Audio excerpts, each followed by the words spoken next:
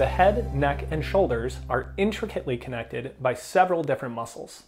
The most superficial muscles being the upper trap, middle trap, and levator scapula.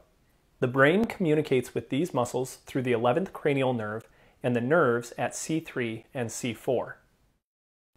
These muscles contract the shoulder towards the neck, which causes pressure on the upper part of the vertebrae, creating tension and pain. The muscles that are much deeper are the transversospinalis and splenius capitis. The nerves that innervate these muscles are found from the C1 through the C6. These muscles connect the head and neck, which means looking down, like reading, computer work, or especially phone or tablet work, can cause problems. Start in a side-lying position with a foam roller between the neck and shoulder. Use your top leg to press into the floor, rolling your body up, which will create pressure downward through that shoulder. You're trying to create as much movement between the ear and shoulder as possible while relaxing the head toward the floor. You may increase the intensity of work by rolling the foam roller up and down using your hand. To work different points of the neck, simply roll backwards, keeping the chin and chest directly in line while opening the shoulders to the ceiling. An additional way to create greater intensity is by creating a saw-like motion, pulling the end of the foam roller toward your neck and then relaxing. You need to allow yourself to relax during the saw-like motion to break down the muscle tissue in the upper trap and neck. Continue to change the position, working the areas that are most tender. If you are tensing your body, it is not helping. My recommendation is to continue this work anywhere from 2 to 3 minutes on each side before moving on. A common headache that comes through my door is when someone comes in and paints across the forehead the pain that they feel. Commonly, it's also associated to have eye pain with this sort of headache. The muscles typically causing this headache are actually on the back side of the head, and they are called the occipital muscles. When the occipitals get extremely tight, they pull on the back of the head over the top of the head, creating the tension and pressure you feel in the forehead. So let's take a look at how to release these muscles to get rid of your headache. Using 2 lacrosse balls directly on the back of the head and lying on the ground, use a book to elevate the lacrosse balls. You're going to press down into the lacrosse balls and move them around the back of your head until you find the part that is most tender. At this point, you're going to begin pressing your head down into the lacrosse ball as hard as you can tolerate. This pressure should recreate the headache that you commonly feel across your forehead. Continue this pressure for 30 seconds. I will continue to talk you through the 30 seconds here. Do not let up on your pressure. Continue to push as hard as you possibly can in the occipital muscles in the back of your head. Try even increasing the tension and feel the headache. You know you're doing it correctly if you continue to feel the headache the whole time you're on these muscles. And we finish in 3, 2, 1. Wonderful. Now we're done with the occipital release. Next, we're going to be working on the atlantoaxial junction and the rest of the cervicals. The first muscles for us to focus on are at the atlantoaxial junction, and they are called the obliquus capitis major, obliquus capitis superior and inferior, and the rectus capitis posterior minor. Once we have worked through those, we will work on the rotatories and the semispinalis cervicis. Laying on your back with a book under your head and neck, place the lacrosse balls directly in line with the junction of the head and neck.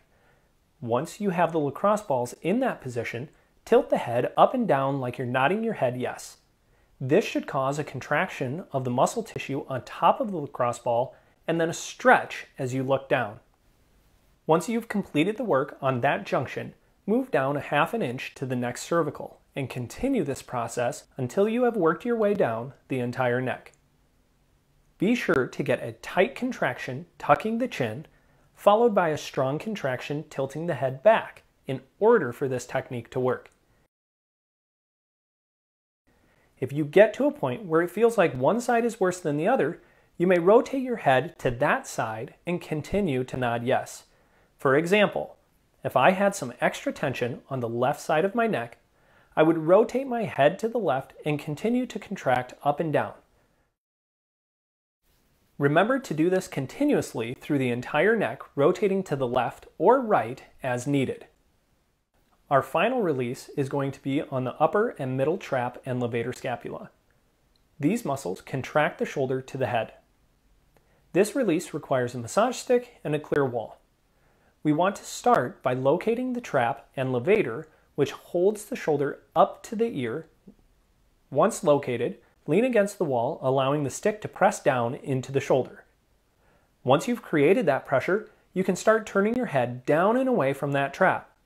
You'll notice I continue to hold the massage stick with my right hand and let the massage stick push my left shoulder down.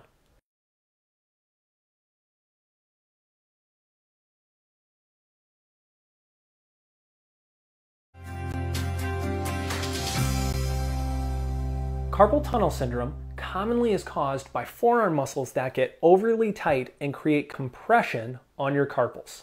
We will start by working through the extensor digitorum, the extensor carpi radialis longus and brevis, and extensor carpi ulnaris. Start with a lacrosse ball on the upper part of the forearm. You'll notice when you make a fist and squeeze the knuckles up, the muscles will tighten in the upper part of the forearm near the elbow. Press down with the lacrosse ball and flex the wrist. Release the pressure on the lacrosse ball, returning the wrist to extension or knuckles up.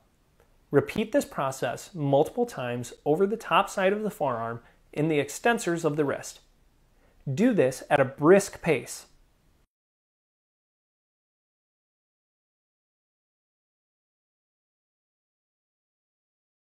An additional way to work this muscle tissue is by using your own forearm. Locate the flexors of the wrist by squeezing the knuckles up. Lay your arm across your knees and press your elbow into the tissue. Repeat, knuckles up, pressure on, knuckles down, pressure off. Continue this process through the muscle on the top of the forearm.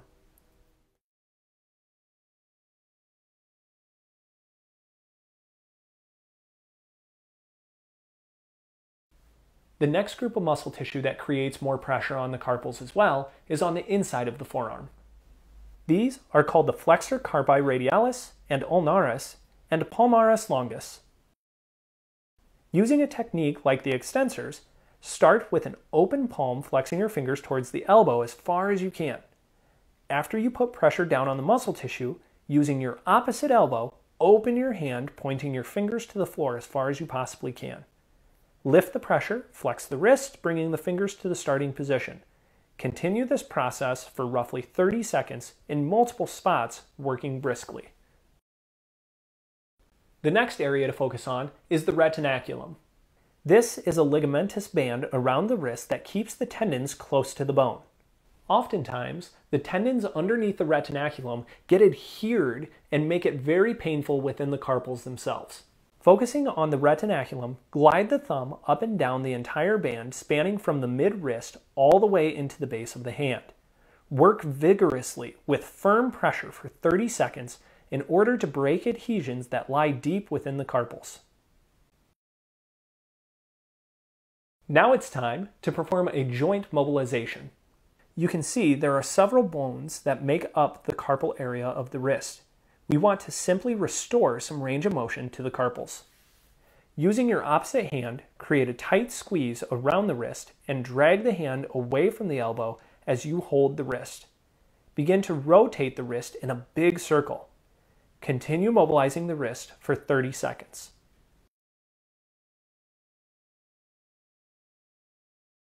Now we're going to create a stretch that's going to help the nerves communicate with the wrist. Sitting in a chair, press the shoulder down towards the floor. Rotate the thumb and wrist backwards, then flex the wrist and fingers up to the ceiling. Create a neural glide by looking down and away from that arm. Continue to perform this stretch 30 to 60 seconds.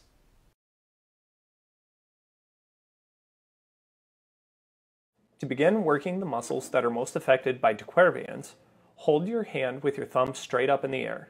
Then locate the tendon that is most superficial or on top of the wrist. This tendon will be controlled by a muscle that runs up the arm towards the elbow. I want you to contract the muscle tissue by flexing your wrist up and down while you press into the muscle tissue with your thumb.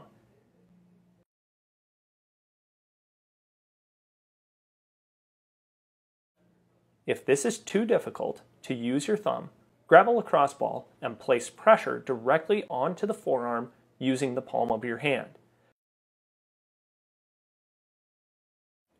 Remember to create this contraction 7 to 10 times, pressing straight into the muscle tissue near the elbow.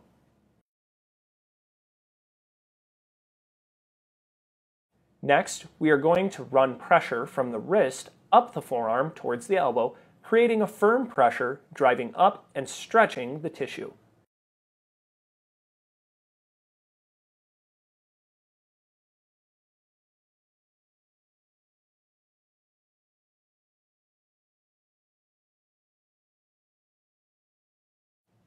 Again, we can use the lacrosse ball and just roll up the arm, creating a release of that tissue.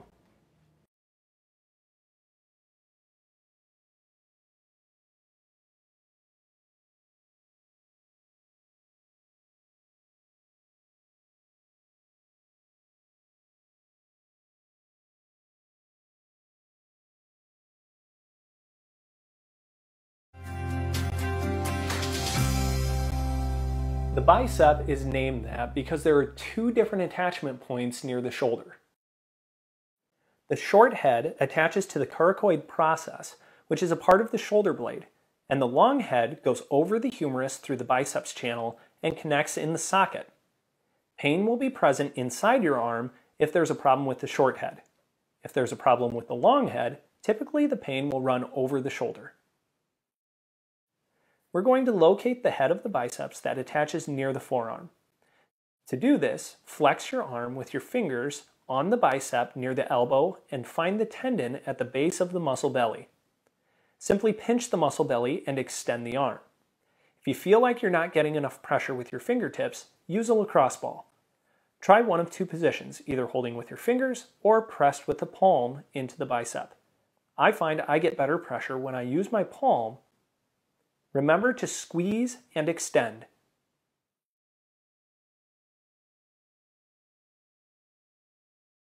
Another muscle that could create bicep pain is actually in your forearm. This is the brachioradialis, which passes from the humerus towards the wrist.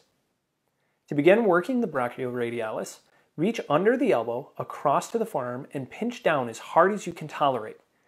Now rotate the wrist, and the muscle should feel like it grinds underneath the fingertips.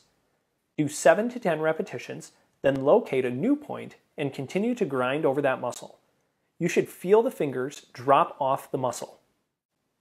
When you finish, put the fingers on top of the arm, pinch down, and create extension while rotating the wrist. Again, bend the elbow, then extend while you rotate the wrist. Notice my hand goes palm to chest, then palm to floor while I'm extending my elbow. Perform 7 to 10 repetitions and then move on to the next tender spot and repeat. When you have finished the pin and stretch, move on to cross fiber friction.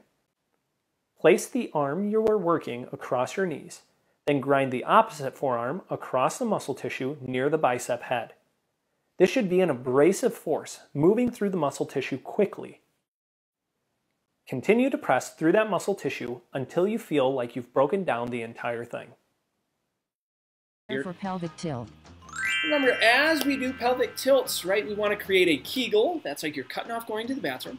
And then think of Doritos under your low back and crush that Dorito. 3, 2, 1. Pelvic tilt. Okay, so pelvic tilt again, Kegel. Get that pelvic floor really firm, tighten down, and then compress that core, crushing that Dorito under the low back. Another great way to think about this is if you had a belt under your low back, right? Pin that belt to the floor so I couldn't come up and pull that belt out, okay? Or think something's about to whack you in the stomach. That's halfway. Okay, tight, tight squeeze, tight core.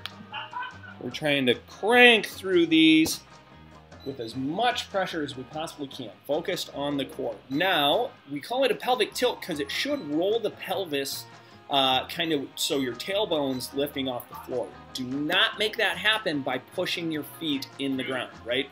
We want light feet. Make it just come from the core, pinning the belt to the floor. 3, 2, 1.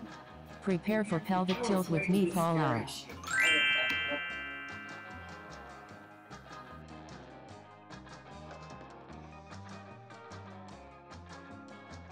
3, 2, 1. Pelvic tilt with knee fall out.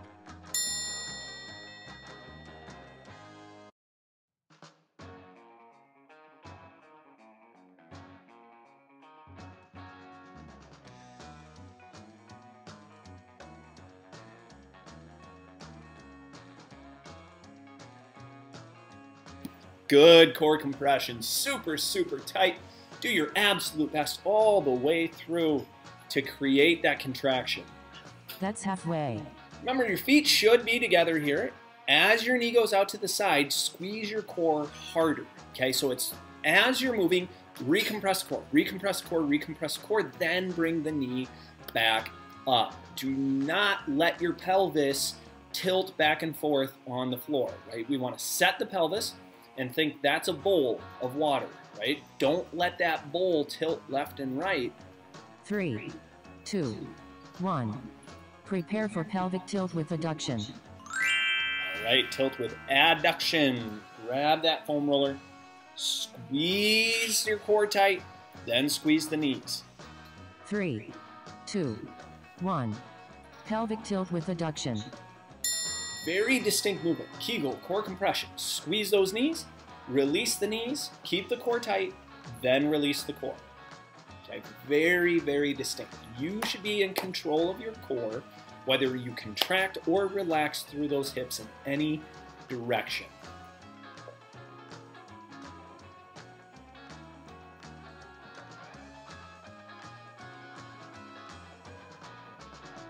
That's halfway. Halfway, re-squeeze the core, okay? Perfect time to just go, okay, I can squeeze even harder, okay? It's not about the movement of the knees, right? I don't care how tight the squeeze is on the knees. I care about how tight the core stays.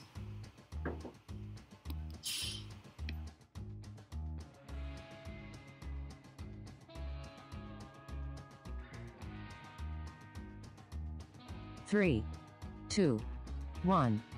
Prepare for pelvic tilt with knee toward chest. Okay, tilt with knee toward chest, that just means a march, okay? And simply one leg at a time, up towards the chest, set the foot back down. 3, 2, 1. Pelvic tilt with knee toward chest. Right, good, tight squeeze through the core, shoulders down and back. Keep that core compression going the whole time you march. So even as the foot's returning to the floor. Ready for you.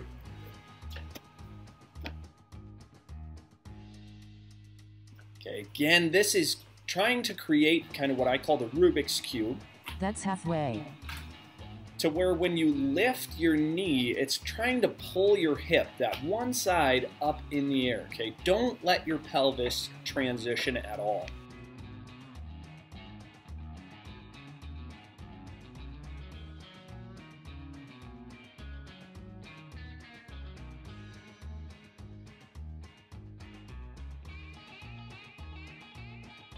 Three, 2, 1. Prepare for pelvic tilt with bridge. Solid spine.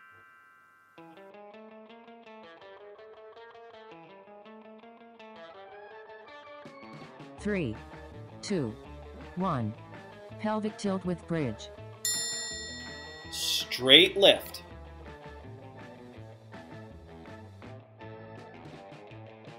Pinch those butt cheeks together tight.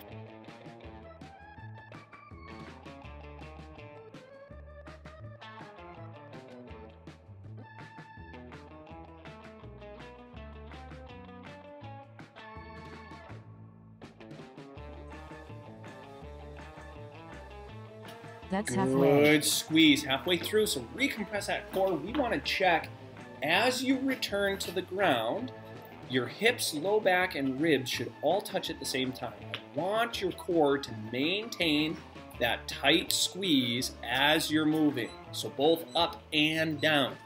A lot of times what happens is when we go to lift, we start arching the back to complete that lift. Okay, so tuck your tail under. 3, 2, 1. Prepare for shoulder drops.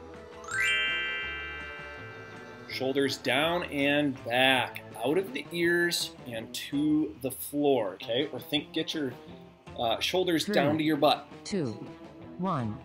Shoulder drop. Okay, then as your arm goes up overhead, that's a relaxation. Pull your shoulder back down to return your arm up. Okay, this isn't just a movement in the shoulder joint, this is actually the whole shoulder blade. Let the shoulder blade go as your arm goes overhead. And again, pull your shoulder down and back. You should feel this through your ribs, okay, on that back side. Pull those shoulders down, back, down, back. That's halfway. Halfway is a great time to recheck that core. Make sure we're not extending our back to try to create more range of motion.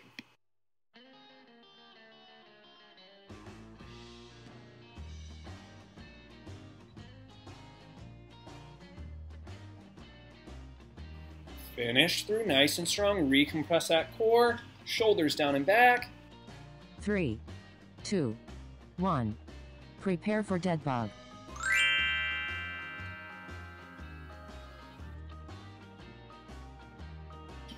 Remember, tight squeeze through the core first. 3, 2, 1. Dead bug.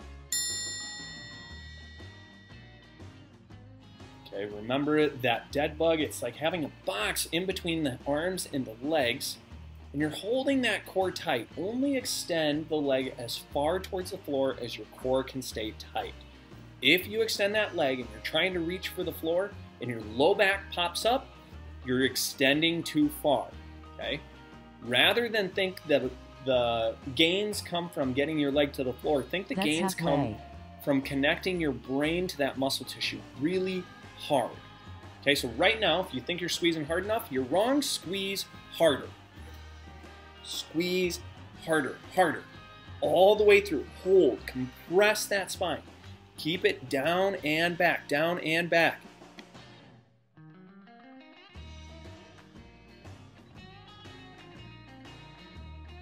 Three, 2, 1.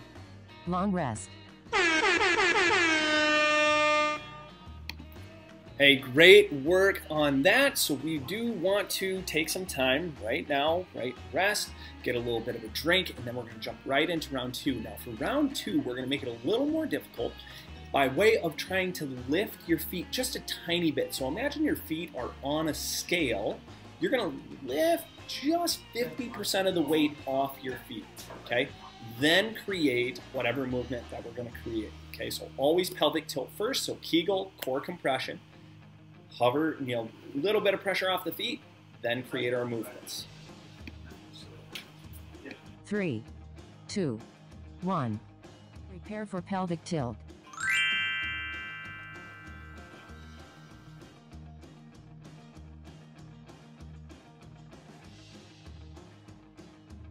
Three, 2, 1. Pelvic tilt. Good, solid squeeze through your Kegel and core compression.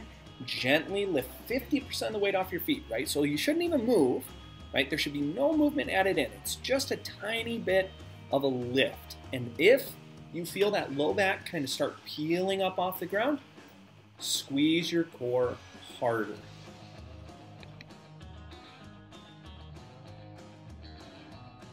That's halfway.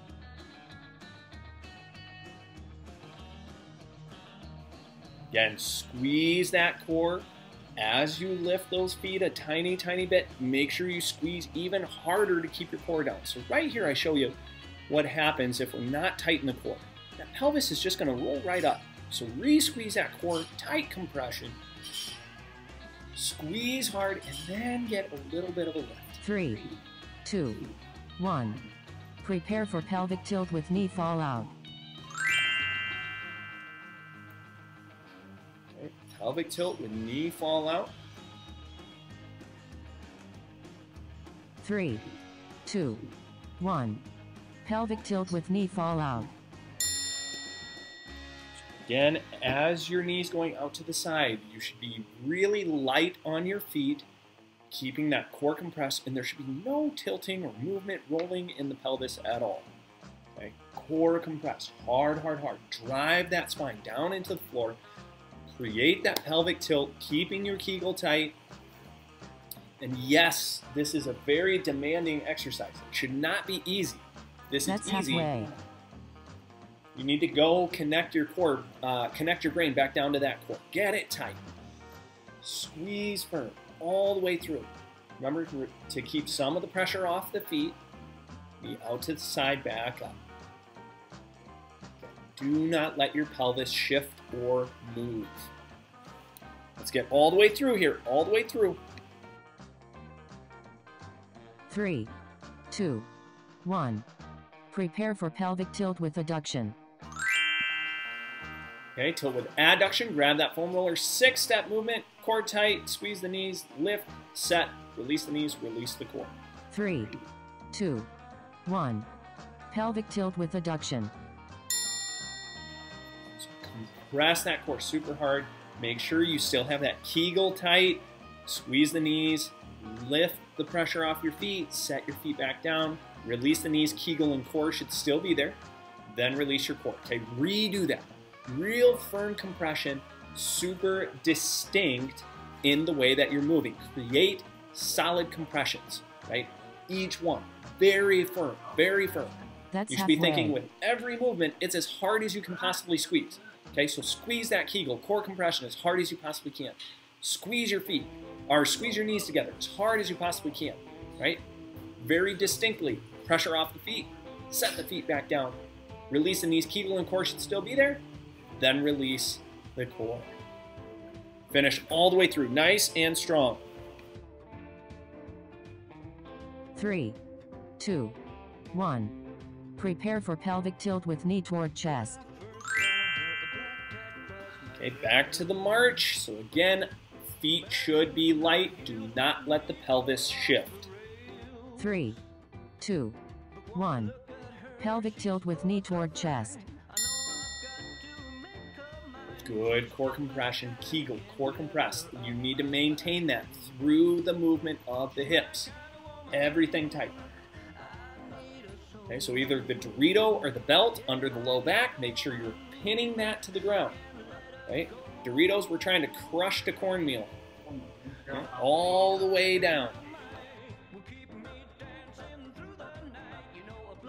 That's halfway.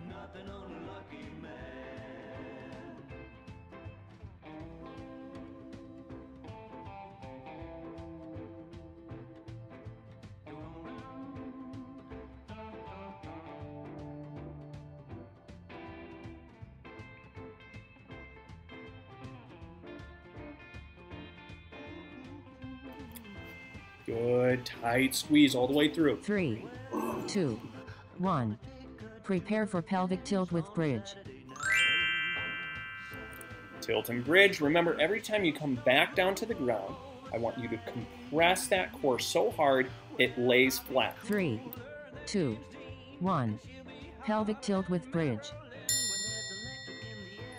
Good compression. Squeeze hard.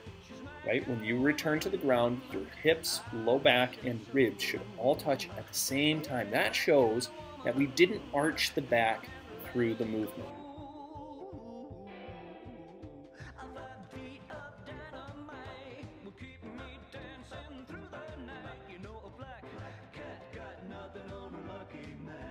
That's halfway.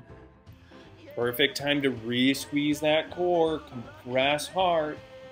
Right? Squeeze your butt cheeks together like you're pinching a penny. That's where the lift should be coming from. Right? The lift isn't coming from shoving your shoulders into the ground.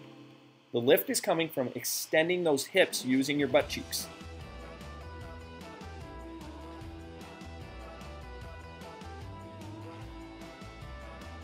Three, 2, 1. Prepare for shoulder drops. Set the shoulders down and back first. Even if you need to leave your arms by your sides, then put them up in the air. 3, 2, 1. Shoulder drop. Good shoulder drops and return, keeping the shoulders out of the ears. Okay, so you might have to recheck that every single time that you perform the movement, just to get the shoulders down and back out of the ears as much as you possibly can. Right? Firm compression.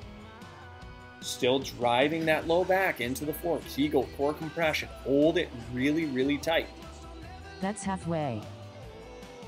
Again, perfect time to recheck it. Make sure those feet are light. 50% of the weight off those feet. Shoulders down and back. Create a big demand. Make it difficult. As difficult as I'm asking you to. Tight squeeze, tight squeeze.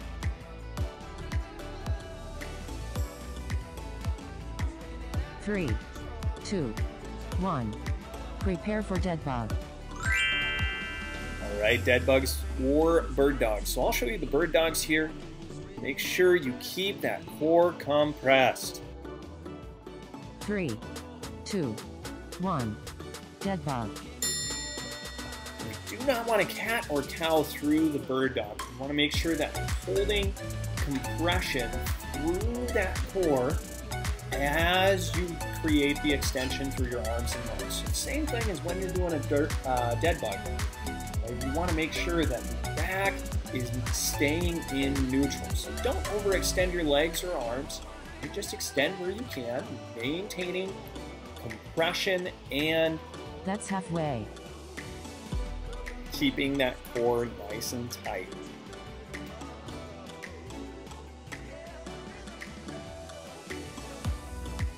Right, all the way through. Do your best to finish strong. Recompress that core. Pull those shoulders down and back. Same position as you were in. Squeeze tight. 7 seconds to finish. 3, 2, 1. Long rest.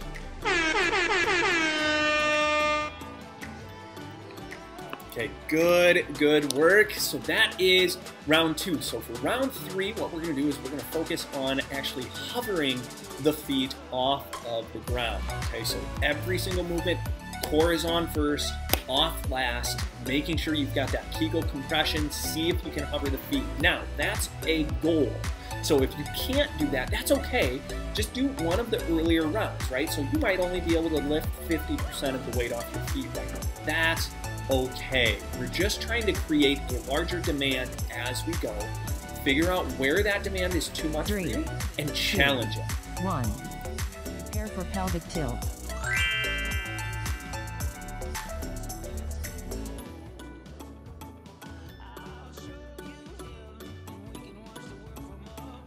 Three, 2, 1. Pelvic tilt.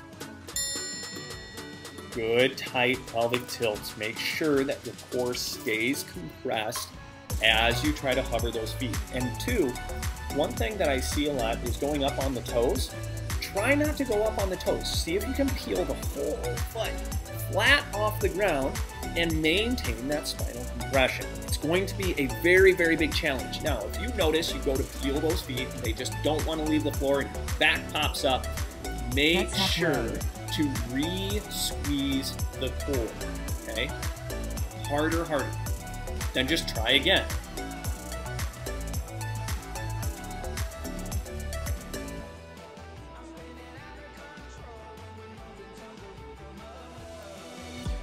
It is absolutely okay in your exercises to make sure that you're re-squeezing each time.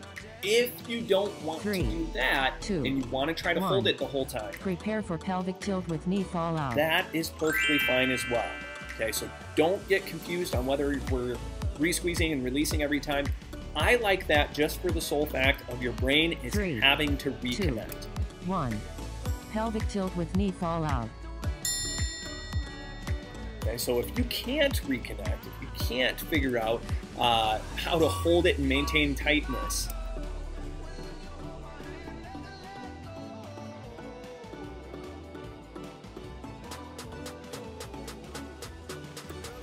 then you're going to want to re-squeeze each time. Okay, but no matter what, you want to be re-squeezing the core after every single movement. So whether you fully relax and re-squeeze, that's halfway, or you just re-squeeze. No matter what, core compressed, tight, trying to hover those feet, forcing the work really firm.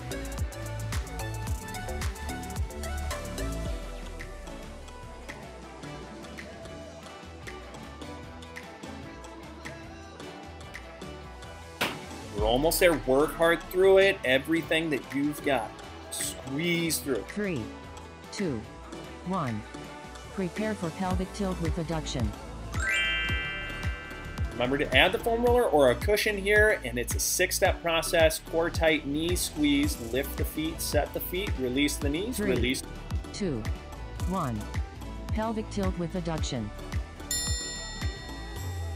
Okay, Kegel, core compression, super tight.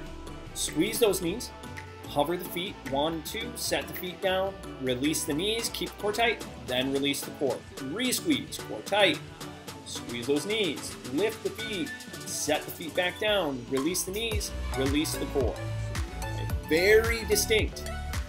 Keep squeezing all the way through. That's halfway.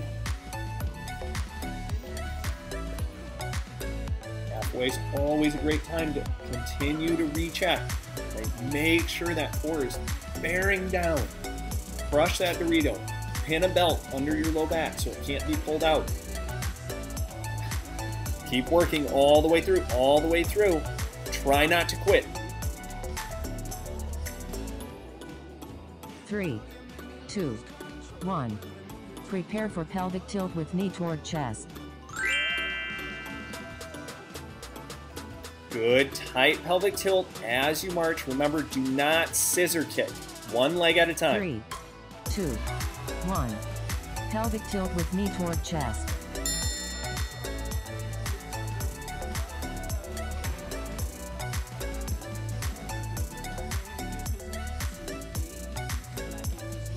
Good core compression, tight, tight, tight. Make sure the feet are hovering, but only move one at a time.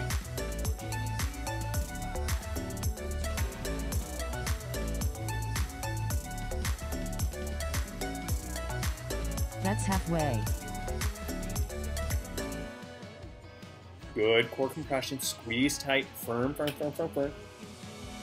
Again, do not move both legs at the same time. You should hover your feet, move one knee up, back down to a hover, then the other knee up, back down to a hover. Reset if you need to, and then go again. All the way through. Finish strong, 7 seconds. 3, 2, 1. Prepare for pelvic tilt with bridge. Awesome, awesome work. Now into the bridge. Remember, when you return to the ground, your low back should not be arched. That's what you're watching for. 3, 2, 1. Pelvic tilt with bridge.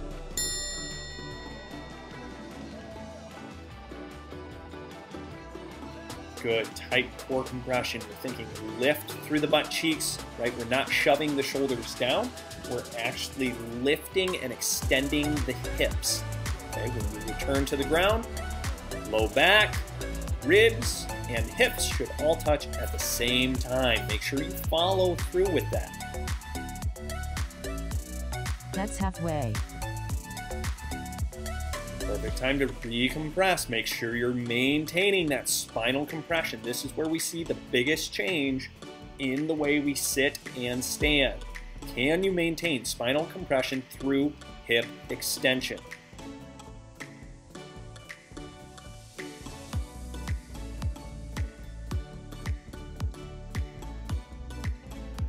Three, 2, 1. Prepare for shoulder drops. Get set for those shoulder drops. So start by pulling those shoulder blades down and back, then set your arms towards the ceiling. 3, 2, 1. Shoulder drop. Firm core compression. Make sure that stays in place. Do not arch your back thinking it's helping to get more range of motion. You will get whatever range of motion is there, then pause at the end of that range of motion, pull the shoulder blades back, down, and back. We train it this way because the more stability that we add to the shoulder blade, the more range of motion we're actually going to get out of the shoulder joint. That's halfway. Recompress that core, tight squeeze, firm, firm, firm, all the way through.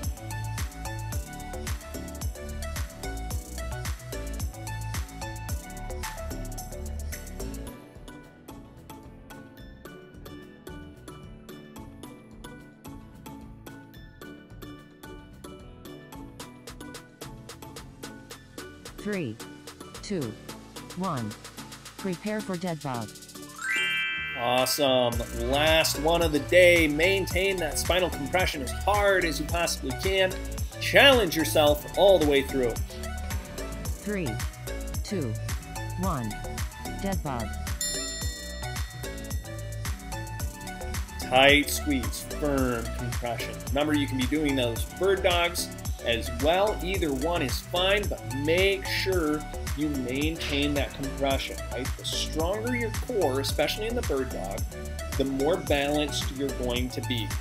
And that's what we want to work on, is how do we stimulate that core to tolerate extension movements just like what we're doing. Because every step you take is going to be right arm with left leg. Then it's going to be left arm with right leg, right? That's the way our body works. Cross-rotational patterns, one side to the other. Firm compression all the way through.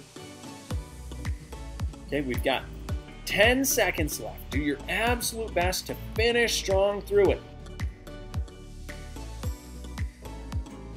3, 2, 1. Long rest.